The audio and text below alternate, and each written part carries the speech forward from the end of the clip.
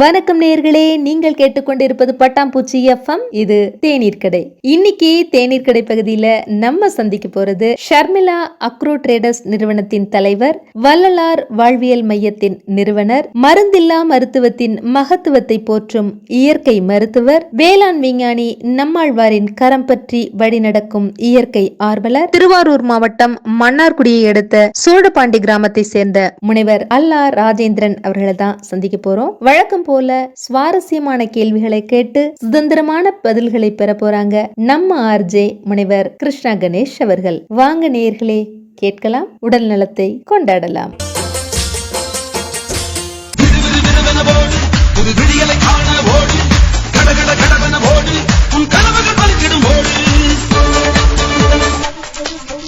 அன்பு பட்டாம்பூச்சி நேயர்களுக்கு வணக்கம்.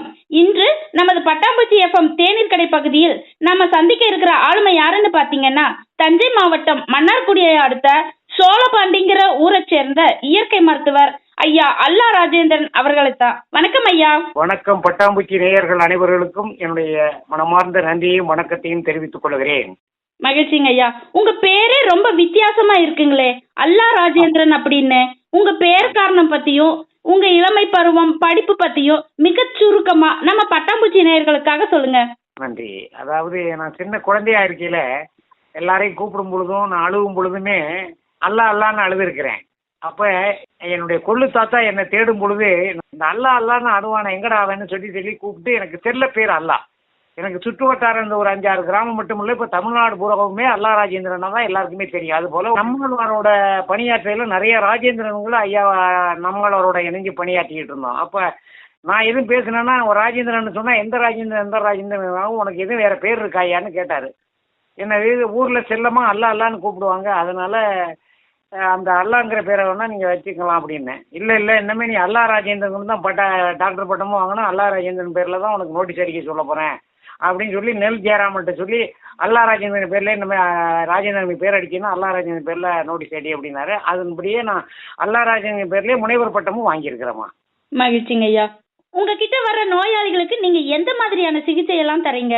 முதல்ல நோயாளிகள் வந்தது அவர்களுடைய உடல் உபாதைகளை பற்றி முதல்ல விசாரணை பண்ணிவிட்டு அதன் பிறகு அவர்களுக்கு இரத்த பரிசோதனை, பிரஷரு, உடல் எடை இவைகளெல்லாம் குறிக்கப்பட்டு அவர்களுடைய முகவரி, தொலைபேசி எண்ணெல்லாம் குறிக்கப்பட்ட பிறகுதான் அவர்களுக்கு மருத்துவமே ஸ்டார்ட் பண்ணுவோம். அதே சமயத்துல அவர்களுக்கு எங்களுடைய மருத்துவத்தை ஏற்றுக்கொள்ளக்கூடிய உடல் தகுதி இருக்கும் பட்சத்தில் தான் எங்களுடைய மருத்துவத்தையே தொடங்குவோம். அதுக்கு முன்னாடி தொடங்கிறதுக்கு வாய்ப்பே இல்லை. அதுக்கு மாதிரி அவங்க அந்த மருத்துவத்தை எடுக்கணும்னு விரும்பினாக்கா மீண்டும் அவர்களுக்கு மருந்தெல்லாம் கொடுத்து போய் சாப்பிட்டுட்டு உடலினுடைய இம்யூனிட்டி பவரை ஏற்றிக்கிட்டு வாங்கன்னு சொல்லி அப்புறம் அனுப்பின பிறகு மறுபடியும் ஒரு மண்டலமோ அல்லது 15-20 நாளைக்கு மருந்து சாப்பிட்ட பிறகுதான் அவங்க வருவாங்க. அதுக்கு பிறகு நாங்கள் முதல்ல எண்ணெய் குளியல், அடுத்தது நீராவி குளியல், அது மட்டும் ஒரு நாளைக்கு நடக்கும். மறுநாள் அல்லது மறுநாளைக்கு அடுத்த நாள் மண் குளியல், வாழை இலை குளியல், அதுக்கு பிறகு வர்ம சிகிச்சை, அதுக்கு பிறகு பாத சிகிச்சை. இவைகளை முடிச்சுட்டு அவர்களுக்கு போதுமான மருந்துகளையும் மற்ற மருத்துவ ஆலோசனைகளும் உணவு முறைகளையும் சொல்லி அனுப்பி விடுவோமா. மகிழ்ச்சிங்க ஐயா. நீங்க இயற்கை மருத்துவர் அப்படிங்கறதுனால இந்த கேள்வி கேட்கிறேன். பஞ்சகவ்யம் அப்படின்னா என்னங்க ஐயா? பஞ்சகவியங்கிறது நாட்டு பசுவினுடைய சாணம், கோமயம், பால், தயிர், நெய்ங்கிற 5 நிலம், நீர், காற்று, நெருப்பு, ஆகாயம் என்பது போல இந்த 5 பஞ்சகவியங்களும் பயிர்களை காப்பதோடு அல்லாமல் பல உயிர்களை காக்குகிற மாபெரும் சக்தி வாய்ந்தது பஞ்சகவியம். இந்த பஞ்சகவியத்துக்கு ஒரு பாடலே எழுதியிருக்கிறேன். அந்த பாடல் என்னன்னா, கலர் கலரா மாடு கண்டேன், கனத்ததோர் உடலும் அடியும் கண்டேன், அதற்கு ஒரு ஜெர்சி பசு என்ற பெயரும் கண்டேன், காலை எழுந்ததும் அஜெர்சி பசுவின் பால் எனது உதட்டில் தண்ட கண்டேன், நோய்க்கு முதலும் மூலமுமாய் இருக்க கண்டேன், ஜல்லிக்கட்டு தடைகள் கண்டேன், நாட்டு பசுக்களின் அகமுடையார்கள் யாவும் காணாமல் போக கண்டேன், மாணவ இளைஞர் பெருமக்கள் மாபெரும் போராட்டம் கண்டேன், ஜல்லிக்கட்டு தடைகள் யாவும் நீங்க கண்டேன், நாட்டு பசுக்களின் அகமுடையார்கள் யாவும் மீளக் கண்டேன், நாட்டு பசுக்களின் பஞ்சகவியம் கண்டேன். அப்பொழுதுதான் நாட்டு பசுவின் பஞ்சகவியத்துக்குள்ள போற அதான் பஞ்சகவியங்கிறது. நாட்டு பசுவினுடைய பஞ்சகவியத்தை அல்லாமல் வேற எந்த பசுவினுடைய பஞ்சகவியமும் எந்த விஷயத்துக்கும் பயிர்களுக்கோ உயிர்களுக்கோ உதவாது. நாட்டு பசுக்களுடைய பஞ்சகவியம் மட்டும்தான் உதவும். அந்த பஞ்சகவியத்தின் துணையோடு A+5 ஹெர்பல் டானிக் கண்டேன். அதனுடன் 108 மூலிகைகள் இணைத்து வைத்து இன்று மக்கள் தெளிக்க கண்டேன். அனைத்து நபர்களின் என் மருந்துகளை உண்ட அனைத்து நபர்களின் நோய்கள் யாவும் காணாமல் போக கண்டேன். இதுதான் பஞ்சகவியத்தினுடைய வரலாறு. மகிழ்ச்சிங்க ஐயா. எப்படி சாப்பாடு சாப்பிடணும், எப்படி தண்ணி குடிக்கணுங்கிறத பத்தி எல்லாம் சொல்லுங்க. முதல்ல நாம உணவுங்கிறது வந்து human body fully built by air machine. Food is unnecessary material in our body. Air and water எனஃப்ங்கிறான். அதுல தான் சித்தர்கள் நிறைய ஆண்டுகள் வாழ்ந்துட்டு போயிருக்காங்க. தண்ணியையும் காத்தையும் நுகர்ந்து மரத்து நிழல்லையே படுத்து உறங்கி பல நூறு ஆண்டுகள் வாழ்ந்திருக்கிறாங்க. அதுதான் வரலாறு. ஆனா இந்த வளர்ந்த உலகத்துல ஓடிக்கொண்டிருக்கான், பொருளாதாரத்தை நோக்கி ஓடிக்கொண்டிருக்கிறவனுக்கு எதை எந்த நேரத்துல உண்ணுவது என்பது தெரியாமலேயே பறக்க பறக்க உண்டுட்டு போயிட்டு இருக்கான். அந்த பறக்க பறக்க உண்ணுவதையும் மடமட என்று தண்ணி கொடுப்பதையும் நிறுத்த வேண்டும். முதல்ல தண்ணிங்கிறது ஒரு பெரிய உணவு. அந்த உணவை நாம உடலுக்கு அனுப்புற பொழுது ரொம்ப நிதானமா உடலுக்குள்ள அனுப்பணும். உடலும் குடலும் பாதிக்காமல் இருக்கும் பட்சத்தில் தான் உயிர் பாதுகாக்கப்பட்டிருக்கும்.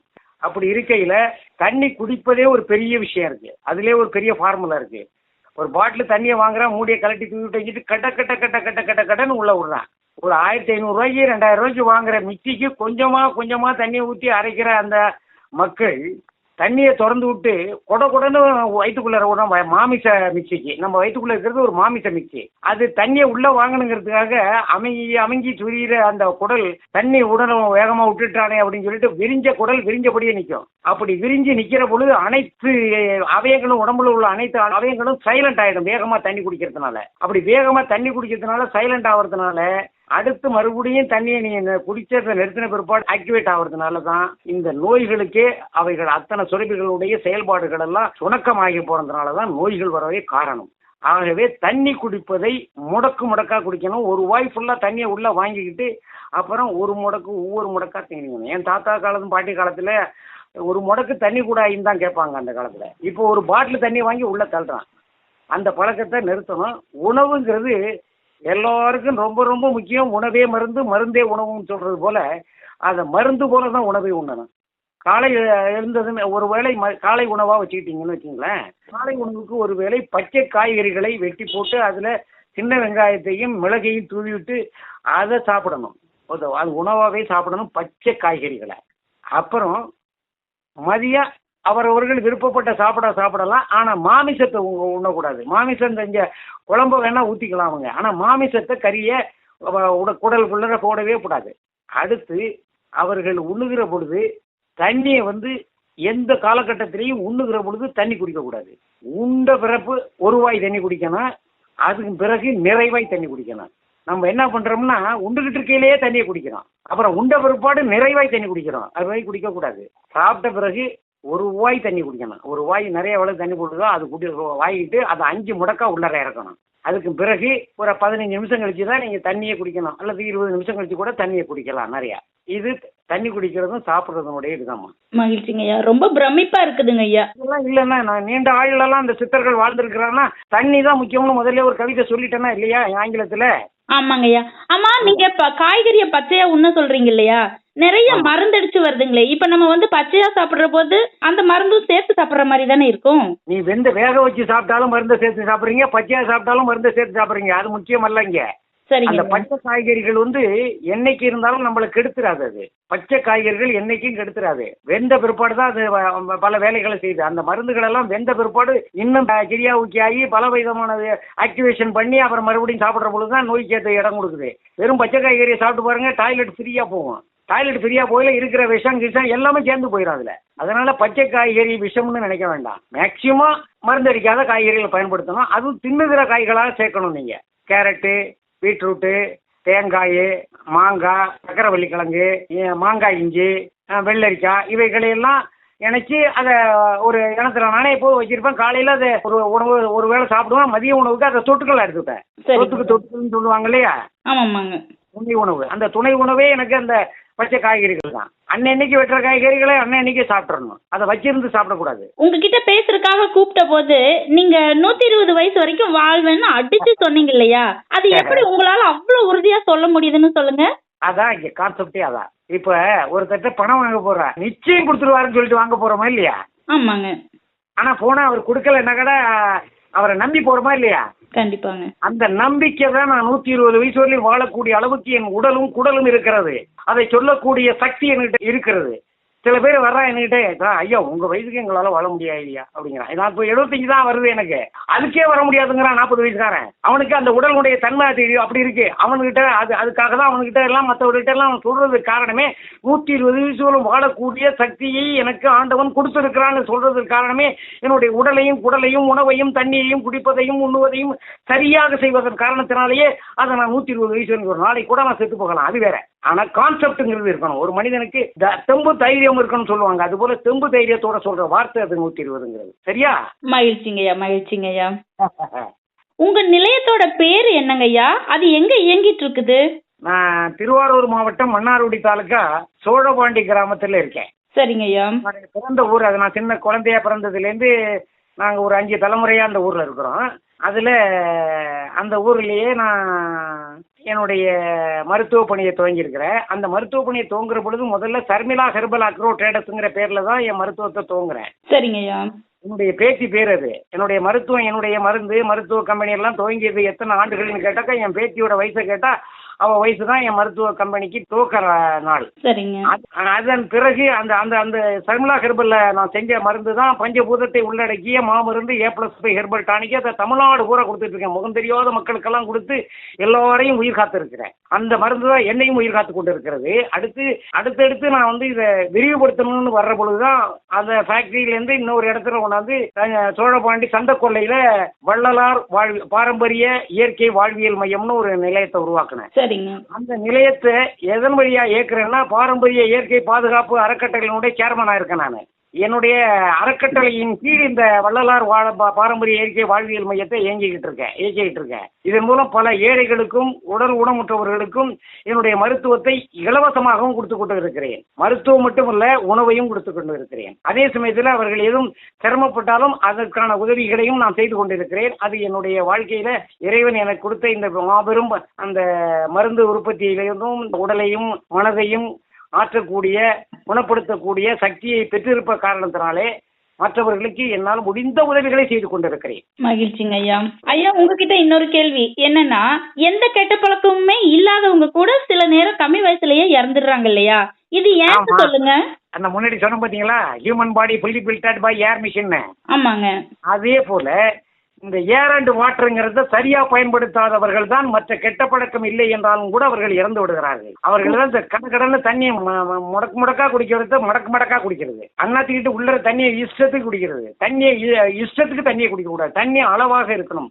மிகினும் குறையினும் தீது செய்யும் சித்தம்னு சொல்லியிருக்கிறான். அமிர்தமானாலும் அளவு மீறினால் நஞ்சுன்னு சொல்லியிருக்கிறான். தண்ணி அளவாகவும் இருக்கணும். அதே நேரத்தில் தாகம் எடுத்த உடனே தண்ணி குடிக்கணும். இரவாக இருந்தாலும் கூட தண்ணி குடிக்கணும். யூரின் போறப்பெல்லாம் அவர்கள் தண்ணி குடிச்சுக்கிட்டே இருக்கணும். அப்போதான் உள்ளறை ஈரப்பதத்தை காத்துக்கொண்டே இருக்கும் உடம்பு. எப்போதுமே உடல் இறந்த பிறகுதான் உயிர் இறக்கிறது. அப்போ உடலை இறக்க விடாமல் பாதுகாக்கக்கூடிய சக்தியை அந்த சித்தர்கள் எல்லாம் வச்சிருந்தாங்க. அந்த சித்தர்கள் தலைப்பாட்டுல பானையில தண்ணி வச்சிருப்பாங்க, மரத்தடியில படுத்திருப்பாங்க, பல நூறாண்டுகள் வாழ்ந்திருப்பாங்க. காரணம், அவங்களுக்கு உணவால வாழல, அவங்க காற்றாலையும் தண்ணியினாலும் வாழ்ந்திருக்கிறார்கள். ஆகவே தண்ணியை முறையா குடிக்காதவர்கள் வேற எந்த கெட்ட பழக்கம் இல்லாவிட்டாலும் அவர்கள் இறந்து விடுவார்கள். அவர்கள் உடல் பலவீனம் அடைந்துவிடும். அவர்களுடைய சுரப்பிகள் எல்லாம் செயலிழந்துவிடும். நுண்ணுயிர்கள் எல்லாம் உடலுடைய மற்ற சுரப்பிகள் எல்லாம் அண்ணாக்கி விடாயுதான். அதனாலதான் இந்த செய்தியை சொன்னேன். எந்த தப்பும் செய்யாதவர்கள் கூட இளவயதில் இறப்பதற்கு காரணம் அதான். வித்தியாசமா இருக்குங்க ஐயா உங்க பதில். உண்மை. ஐயா, உங்களை பத்தி பொதுமக்கள் என்ன நினைக்கிறாங்க, நீங்க அவங்கள பத்தி என்ன நினைக்கிறீங்க? நான் பெரும்பாலும் சில டீ கடை மற்ற இடத்துல எல்லாம் போய் நின்றுகிட்டு பேசுறது இல்லை, யாரும் நேரம் இருக்கிறது இல்லை. எனக்கு வந்தேன்னா பார்த்தோன்னா என்ன ஏதுன்னு கேட்டுட்டு போயிட்டே இருப்பேன். என்னுடைய இடத்து வேலைகளையே எனக்கு பொழுதுக்கு வேலையே செஞ்சுட்டு இருக்கிறதுனால எனக்கு நானே முதலாளி, நானே தொழிலாளி, நானே விஞ்ஞானி, நானே பொருளாதாரத்தை தேடுற பிரச்சனைகள் எல்லாமே நான் சிங்கிள் மேனா இருக்கிறதுனால என்னை மற்றவர்கள் இவர் என்ன அவர் வேலையை மட்டும் அவர் பார்த்துக்கிட்டு இருக்காரு, நம்மளை யாரையும் கவனிக்க மாட்டேங்கிறாரு அப்படிங்கிற மாதிரி நடப்பாங்க. இருந்தாலும் என்ன மேல ரொம்ப நல்ல அபிப்பிராயம் உள்ளவர்கள் எல்லாருமே. அதே சமயத்துல அல்லாங்கிற பேர்ல ராஜேந்திரனை கூட சேர்த்து பேச மாட்டாங்க. நல்லா இருக்காரு, அல்லா எப்படி இருக்காரு, அதெல்லாம் நல்லா இருக்காரு, நல்ல மனுஷன் அப்படிங்கிற அந்த வார்த்தைகளோட சொல்லுவாங்க. ஆனா மக்கள் அவ்வளவு ஈஸியா என்னுடைய மருத்துவத்தை ஏத்துக்க மாட்டாங்க. ஏன்னா என்னுடைய மருத்துவம் எல்லாம் வித்தியாசமான மருத்துவங்கள். நான் ஒரே மருந்தை தான் கண்டுபிடிச்சிட்டேன். அடுத்தது இன்னொன்னு மருந்தில்லா மருத்துவத்தை கண்டுபிடிச்சிருக்கிறேன். ஒரே மருந்து பஞ்சபூதத்தால் உள்ளடக்கப்பட்ட பஞ்சகை வைத்திலிருந்து எடுத்த மருந்தை தான் அதான் எல்லா வியாதிக்கும்னு கேட்பாங்க. ஆமா, எல்லா வியாதிக்கும் தான். எல்லா வியாதிக்கும் மூல காரணமே ரத்தம். இது ரத்தத்தை சுத்தப்படுத்துற சுத்திகரிப்பு பானம், ரத்த சுத்திகரிப்பு பானம். அதனால இது சாப்பிட்டீங்கன்னா ரத்தம் சுத்தமாயிட்டா இருக்கிற எல்லா நோயும் போயிடும். நீ உனக்கு என்ன நோய் இருக்குன்னு சொல்ல வேண்டாம் என்கிட்ட. உனக்கு உடல் உபாதை இருக்கு, அவ்வளவுதான். நோய் பேரே என்கிட்ட சொல்ல வேண்டாம். நோய்க்கு பேர் வச்சு பல்வேறு விதமான விதங்களை மக்களை பயமுறுத்திட்டு இருக்காங்க. நான் நோய்க்கே பேர் வைக்க மாட்டேன். நோயினா அது உடல் உபாதை. உடல் உபாதையை போக்கணும்னா ஒன்று உணவு, அடுத்தது தண்ணி, அடுத்தது யோகா, அடுத்தது அவன் உறங்குற விதங்கள், அடுத்தது மனநிலை, அடுத்தது மற்றவர்களோடு பேசுகிற போது எந்த விதமான கோபமும் படாமல் இருப்பது. இள வயதில் கோபப்படுகிறவர்கள் முதுமை வரை அவர்கள் இருப்பதற்கு இல்லாமல் போவதற்கு காரணமே இள வயதில் கோபப்படுபவர்கள் சின்ன வயசுலேயே இறந்துருவாங்க. அதை ஏற்கனவே தண்ணியையும் கோபத்தையும் நான் சொல்லணும். கோபம் இருந்தாலும் இள வயதிலே இறந்துருவாங்க. கோபம் மட்டும் படவே கூடாது. கோபப்பட்டாலே உடம்புகளுடைய அவயங்கள் நிறைய கெட்டு போயிடும். அதனால கோபப்படாமலும் தண்ணி சரியாக கொடுக்கும் பட்சத்துல எல்லாம் நல்லா இருக்கலாம். அற்புதங்க ஐயா. நீங்க இதுவரைக்கும் செஞ்ச மருத்துவ ஆராய்ச்சிகளை ஆவணப்படுத்தி இருக்கீங்களா? அனைத்தும் ஆவணப்படுத்தப்பட்டிருக்கிறது. ஆவணப்படுத்தப்பட்டதோடு அல்லாமல் மத்திய மாநில அரசுகளுக்கு தகவல் அனுப்பியிருக்கிறேன். அது ஆங்கிலத்திலும் தமிழிலும் ஹிந்தியிலும் எழுதி அனுப்பியிருக்கிறேன். அதுக்கான ஆவணப்படமெல்லாம் நான் வைத்திருக்கிறேன், அனைத்தும் வைத்திருக்கிறேன். மகிழ்ச்சிங்க ஐயா. இந்த அவசர உலகத்துல ஓடிட்டு இருக்கிற இன்றைய நவநாகரிக மனுஷனுக்கு நிதானமான உங்களோட அறிவுரைன்னு எதை சொல்லுவீங்க? பொதுவா பொருளாதாரத்தை தேடி ஓடுறான். எல்லாம் பொருளாதாரத்தை தேடி ஓடுவதன் காரணத்தினாலேயே உடலை கவனிக்கிறதே இல்லை யாரும். உண்மைதாங்க. உடலை கவனிக்காம அவன் ஓடிக்கிட்டே இருக்கான். அவன் உடம்புல ரத்தம் எப்படி ஓடுதுன்னு தெரியல அவனுக்கு. அந்த சூழல்ல இருந்து அவன் தப்பிக்கணும்னா எல்லா இயல்பையும் தெரிஞ்சுக்கணும். அவன் உடலியல், வேதியியல், இயல்பியல், மனிதனுடைய இயல்பான இயல்பு என்ன அதெல்லாம் கத்துக்கொள்ளாமல் போயிட்டு இருக்கான். எவ்வளவு பிரச்சனையாக இருந்தாலும் எனக்கு இருக்கிற பிரச்சனைகள் என்னுடைய பேச்சை இந்த ஒளிபரப்பை கேட்கிறவர்கள் உண்மையிலேயே என்னை பத்தி எல்லாம் இன்னும் நிறைய விஷயங்கள் தெரிஞ்சு வச்சிருக்காங்க. இப்படி ஒரு தாங்கிட்டு இருக்காரு எல்லாத்தையும் அப்படின்னு நினைப்பாங்க. ஏன்னா அவ்வளவு பெரியான ஒரு சூழலாம் நான் வாழ்ந்துட்டு இருக்கேன். இருந்தாலும் கூட அவைகளெல்லாம் டேக் இட் ஈஸி, அவ்வளவுதான்.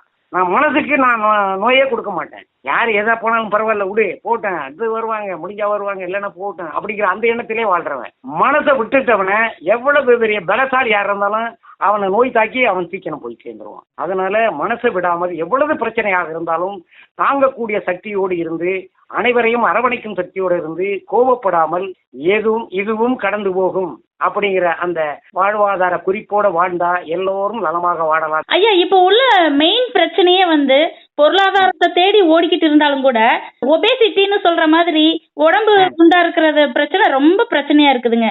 இதுக்கு பக்க விளைவுகள் இல்லாம உடல் எடையை குறைக்கிறதுக்கு என்ன செய்யணும்னு அதை கொஞ்சம் சொல்லுங்க ஐயா. அழகா செய்யலாம். நான் நிறைய பேரை கொண்டு எடுத்துக்கிட்டு இருக்கேன், எடையெல்லாம் குறைச்சிட்டு இருக்கேன். என்கிட்ட வரும்பொழுதே எடையை வாங்கிட்டு தான் உள்ள விடுவேன். அதான் முதல்ல என்னுடைய நிலையத்திலேயே லெக்சர் ஃபர்ஸ்ட் அவங்க என்ட்ரானோன்னு அட்ரஸ், தொலைபேசி எண்ணு, அடுத்தது அவங்களுடைய வயது, அடுத்தது எடை தான். அந்த எடையை நான் வாங்குறதுக்கு காரணமே என்னுடைய மருத்துவத்தில் முதல்ல யோகா அவங்களுக்கு கொடுத்துட்றேன். யோகா கட்டாயம் காலை எழுந்ததும் யோகா செய்யணும். அப்புறம் செய்யறதெல்லாம் சும்மா யோகா. அதெல்லாம் தூங்கி எழுந்து அடுத்த செகண்டு டாய்லெட் போயிட்டு யூரின் போயிட்டு மூஞ்ச கழுவிட்டு அழகா யோகா பண்ணணும். யோகா பண்ணிட்டு போதுமான அளவுக்கு தண்ணி அளவாக்கும். அதன் பிறகு அவர்கள் ஒவ்வொரு நாளைக்கும் 2 வேளை டாய்லெட் போகணும். மலை ஜலம் 2 வேளை கழிக்கணும். மலம் கழிக்கிறது 2 வேளை கழிக்கணும். அது ரொம்ப நல்லது. இந்த உடல் எடை உள்ளவங்க அதிக மாமிசங்களை உண்ணக்கூடாது, அதிக அரிசி உணவுகளை உண்ணக்கூடாது. கேழ்வரகு, கோதுமை, சிறுதானிய உணவுகளாக எடுக்கணும். அவங்க பெரும்பாலும் அவங்க அரிசியிலேருந்து வெளியே வரணும். இடம் உள்ளவங்க அரிசியிலேருந்து வெளியே வந்தாதான் அவங்களால பண்ண முடியும். கிழங்கு இருக்க உள்ள பூமியில பொதிஞ்சு விளையிற கிழங்கு சாப்பிடக்கூடாது அவங்க. சரிங்க ஐயா. அடுத்தது அவங்க என்டர்டைன்மெண்ட் மாதிரி வெத்தலை பாக்கு போட்டுக்கிட்டே இருக்கணும். அவங்க வெத்திலையும் பார்க்கும் புகையில சேர்க்கக்கூடாது அவங்க. சரிங்க ஐயா. இதை தான் நான் அட்வைஸ் பண்ணி அனுப்புவேன். எங்களுடைய மருத்துவத்தையும் கொடுப்போம். அது வேற. அந்த மருத்துவத்தை எல்லாம் சொல்லியிருந்தாக்கா அது நான் என்னுடைய மருந்தை வியாபாரம் பண்ற நோக்கமாயிடும். அதுல அவங்களா செயல்பட்டு இருக்க விஷயத்த நான் இப்போ எல்லாத்தையும் சொல்லிடுறேன். சரிங்க ஐயா. ஐயா, இன்னொரு கேள்வி இருக்குங்க ஐயா. பஞ்சகவ்யத்தை பத்தி சொன்னீங்க இல்லையா? நான் கூட இங்க நிறைய மாடு பக்கத்துல எல்லாம் பாத்திருக்கேங்க ஐயா. மூக்குல இருந்து ஆசனவாய் வரைக்கும் புண்ணா சிரமப்பட்ட மாடெல்லாம் பாத்திருக்கேங்க ஐயா. இப்ப இந்த பஞ்சகவ்யங்கிறது மனுஷனுக்கு மட்டும்தான் பயன்படுங்களா? ஏன் அதை உற்பத்தி பண்ற மாட்டுக்கெல்லாம் பயன்படாதா? அப்படி பயன்படுற மாதிரி இருந்தா ஏன் இந்த மாடுகள்லாம் கோமாரி நோய் சாகுது? இத பத்தி கொஞ்சம் சொல்லுங்களேன். அதாவது மாடுகளுக்கு வைக்கல் உணவு, புல்லு உணவு, இலைதலைகள் உணவு. அந்த மாடுகள் எல்லாம் பிளாஸ்டிக் பேப்பர் தின்னுகிட்டு இருக்கு. நம்ம பிளாஸ்டிக்கை தெருவு முழுக்க போட்டுக்கிட்டு இருக்கோம், அதை தின்னுகிட்டு இருக்கு.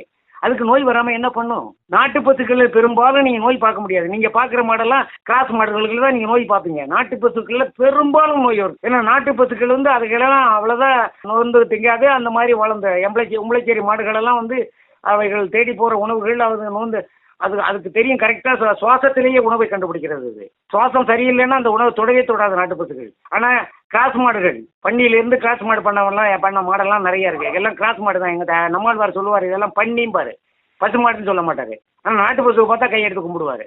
நாட்டு பசு அடையாளம் தெரியும், கிராஸ் மாடுக்கும் அடையாளம் தெரியும். அதான் கனத்தது ஒரு உடலும் மடியும்னு சொன்னா அதுக்கு ஜெர்சி பசுன்னு ஒரு பாட்டு பண்ணணும்னா இல்லையா, பெரிய மடியா இருக்கும். ஆனால் நாட்டு பசு மாட்டுக்கு சின்ன மடியா தான் இருக்கும். பால் கொஞ்சமாக தான் கொடுக்கும். ஆனால் அந்த கொஞ்சம் பால் தான் மருந்தே. வண்டியா பால் கொடுக்க, அது மருந்தே அல்லது. எல்லாருக்கும் வியாதியை உண்டு பண்ணி கார்பரேட் கம்பெனிக்காரன் மருந்து விற்கிறதுக்காக உருவாக்கப்பட்ட பசு மாடுகள் அவைகள்லாம். அந்த மாடுகள் வந்ததுக்கு காரணமே உற்பத்தி பண்ண மருந்தெல்லாம் விற்காம இருக்கிறதுக்கு என்னடா வழின்னு பார்த்தா கிராஸ் மாடு பண்ணி விட்டு அனுப்பி விட்டு இறக்கி விட்றாரு அந்த பாலை வீடு குடிப்பான்னு. நான் பால் கலந்த உணவே காப்பியே சாப்பிட மாட்டேன். ஏன்னா பல்வேறு விதமான உடல்நிலை உள்ள பல்வேறு விதமான உணவுகளை தின்கிற பல்வேறு விதமான ஜாதி மாடுகளுடைய பால்களை வாங்கி பால் வண்டியில் ஊற்றிட்டு வந்துடுறான். வீட்டுக்கு வீடு காலையில் எழுந்திரிச்சு ஆளுக்கு 1/2 லிட்டர் 1 லிட்டர் கொடுத்து சாப்பிடுங்க. இதை சாப்பிட்டாதான் மறுபடியும் நீங்கள் மருத்துவமனைக்கு போகலாம், ஆஸ்பத்திரிக்கெல்லாம் போகலாம், டாக்டர்லாம் படிக்கிறான், நிறைய படிச்சுக்கிட்டு இருக்கா. அவனெல்லாம் என்ன பண்ணுறது, நீ எல்லாம் சாப்பிட்டு இந்த பாலை சாப்பிட்டுட்டு ஆஸ்பத்திரிக்கு போங்கன்னு சொல்லி கொடுத்துக்கிட்டு இருக்காங்கிறது சொல்லாமல் கொடுத்துக்கிட்டு இருக்கிறதா நான் சொல்லுறேன். அந்த விஷயத்த பிளாக் டீ பிளாக் காஃபி தான் சாப்பிடுவேன். ஆனால் நான் வீட்டில் மூலிகை டீ தான் சாப்பிட்டுக்கிட்டு இருக்கேன். இங்கே வர்றவங்க எல்லாருக்குமே நான் மூலிகை டீ தான் கொடுத்துக்கிட்டு இருக்கேன். நான் மூலிகை டீயே தயார் பண்ணி வச்சிருக்கேன், பவுடர் நிறையா. அதுதான் சாப்பிடணும்னு சொல்லிட்டு இருக்கேன். முதல்ல அதுலேருந்து மக்களை விடுவிக்கணும். கடையில் நின்று டீ பால் கடை வியாபாரம் பண்ணுறதுக்கு கெடுக்கிறதா சொல்ல வேண்டாம். அதே கடையில் போய் பிளாக் டீ சாப்பிடுங்க. அவன் பால் வாங்காமல் டீ வைக்கட்டும், அவன் அந்த குழப்பம் நல்லா நடத்தட்டும், பால் கடைக்காரரை பால் வண்டிக்காரனை எதிர்பார்க்காம வாழட்டும். அதனால பால் பசுமாடு இருக்கணும், ஆனால் நாட்டு பசுகளாக இருக்கணும். வீட்டுக்கு வீடு மாடுகள் இருக்கணும். அதே சமயத்தில் அது நாட்டு பசுவாக இருக்கணும். அல்லன்னா அவங்களே இப்போ கிராஸ் மாடை வாங்கி வச்சிங்கன்னா அவங்க பிள்ளைகளுமே அந்த பாலை கொடுக்கும் பொழுது அந்த பிள்ளைகளுக்கு வியாதி தான் வரும். அதனால நீங்கள் பார்க்குற மாடுகள், புண் வர்ற மாடுகள் எல்லாமே கிராஸ் மாடு. 2வது அப்படியே நாட்டு மாடுகள் அதை திங்கிற சூழல் வந்து தின்னுதுன்னா அதுகளுக்கு தான் தீக்கு வரும். எல்லா மாடுகளுக்கும் தீக்கு நீங்கள் சொல்கிற மாதிரி வராது. எல்லா மாட்டு பாலும் நாட்டு பசு பாட்டு கெட்ட பாலே கிடையாது. இதுதான் அதில் நீங்கள் கேட்ட கேள்விக்கு பாரு. ஐயா, புரோட்டீன் வேணும்னா பால் சாப்பிடுன்னு தான் சொல்றாங்க, கட்டாயப்படுத்துறாங்க. அப்புறம் நீங்க சொல்ற மாதிரி வீட்டுக்கு வீடு மாடு வளர்த்துன்னு சொல்றீங்க இல்லையா, அப்படி வீட்டுக்கு வீடு மாடு வளர்த்துறதுக்கு இடமும் வேணும், பராமரிக்கிறதுக்கு ஆள் வேணும். இதெல்லாம் எப்படிங்க ஐயா சாத்தியப்படும்? வெள்ளை பால், வெள்ளை அரிசி, வெள்ளை சிகரெட்டு, இதெல்லாம் தான், வெள்ளை கிழங்கு, இதெல்லாம் சாப்பிட வேண்டாங்கிறேன் நான். அது அந்த புரோட்டீனை வேற வகையில் புரோட்டீனை எடுத்துக்கலாமே. எல்லா வகையிலையும் புரோட்டீன் ஆப்ஷன் இருக்கு. யாரும் இல்லைன்னு சொன்னா புரோட்டீன்ல மொத்தத்துல எல்லாம் இல்லைன்னு யார் சொன்னா, பாலில் மட்டும்தான் இருக்குன்னு யார் சொன்னா? பால் குடிக்கிறப்ப நான் குடிக்காம தான் இருக்கேன், நோய் இல்லாம தான் இருக்கேன், இன்னும் பல வருஷமும் நான் சாப்பிடாம தான் இருக்க போறேன். எனக்கு இதை பற்றி விவரம் தெரியாத வரையிலேயே நான் அந்த பாலை சாப்பிட்டவன் தான் நானு. விவரம் தெரிஞ்சுட்டு சாப்பிடாம இருக்கேன். விவரம் தெரிஞ்சா நீங்க சாப்பிடாம இருக்கணும், அவ்வளவுதான். எல்லா இடத்துலையும் வச்சுக்க முடியாதுன்னு கேள்வி கேட்குறீங்க, அது உண்மைதான். அதே சமயத்துல அது வழியா தான் வரணுங்கிற அவசியமே இல்லையே. உண்மைதாங்க. அது வழியா தான் வரணும்னு அவசியம். எவ்வளவு புரோட்டீன் பொருளை விற்கிறாங்க, விளம்பரப்படுத்துறான், அதை போய் வாங்கி சாப்பிட்டு சொல்லுங்க. ஐயா, இவ்வளவு புத்துணர்ச்சியோட பேசுற நீங்க இப்ப உள்ளவங்களுக்கு முன்னோடியா ஏதாவது செஞ்சிருக்கீங்களா, சொல்ல விரும்புறீங்களா? ஒவ்வொருத்தரும் நிறைய பண்ணியிருக்காங்க, என்னை விட நிறைய பண்ணவங்க எல்லாம் நாட்டில் இருக்காங்க. இருந்தாலும் ஒவ்வொருத்தரும் கண் தானம் பண்ணியிருக்காங்க. இல்லை மற்ற உறுப்புகளை தனிப்பட்ட முறையில் இறந்ததும் எடுத்துக்க சொல்லி தான் பண்ணியிருப்பாங்க. நான் என்னுடைய உடல் முழுவதுமே தஞ்சாவூர் மருத்துவக் கல்லூரி மாணவர்கள் படிப்புக்காக தானம் செஞ்சுருக்கேன். அதை கொண்டு போய் சேர்ப்பதற்காக என்னுடைய அக்கா மகன் பாரதி இருக்காரு, என் மாமா பையன், அவரை தான் நான் அப்பாயிண்ட் பண்ணியிருக்கிறேன். பிள்ளைகளையோ மற்றவங்களையோ உடன் பிறந்தவர்களையோ யாரையும் அப்பாயிண்ட் பண்ண முடியாது. அதை வேற்று ஆளுகள் தான் பண்ண முடியும். ஏன்னா அவர்களால் கொண்டு போய் ஒப்படைக்கிற வரையிலேயே அந்த நிதானங்கள் இருக்காது அப்படின்னு சொல்லிட்டாங்க. அதனால வேத்தாளுன்னு போகாமையே சொந்தத்தில் வரணுங்கிறதுக்காக எங்கள் அக்கா மகனையே பாரதி ஜீவாவை அப்பாயிண்ட் பண்ணியிருக்கோம். மிக்க மகிழ்ச்சிங்க ஐயா. இதுவரைக்கும் எங்களோட நேர்காணல்ல கலந்துக்கிட்டு புத்துணர்ச்சியோடவும் சிறப்பாகவும் நிதானமாகவும் உங்களோட கருத்துக்களை பகிர்ந்துகிட்டதுக்கு நன்றி ஐயா. அல்லா ராஜேந்திரன் அவர்களிடம் மருத்துவ ஆலோசனை பெற விரும்புபவர்கள் 9060454494 என்ற எண்ணில் தொடர்பு கொண்டு ஆலோசனை பெறலாம். ஐயாவின் மருத்துவ சேவை மேன்மேலும் சிறக்க பட்டாம்பூச்சி FM சார்பா வாழ்த்துக்களை தெரிவிச்சுக்கிட்டு அடுத்த வாரம் வேறொரு களத்தில் வேறொரு ஆளுமையை சந்திக்க உங்களோடு சேர்ந்து நானும் காத்திருக்கிறேன். நன்றி நேயர்களே.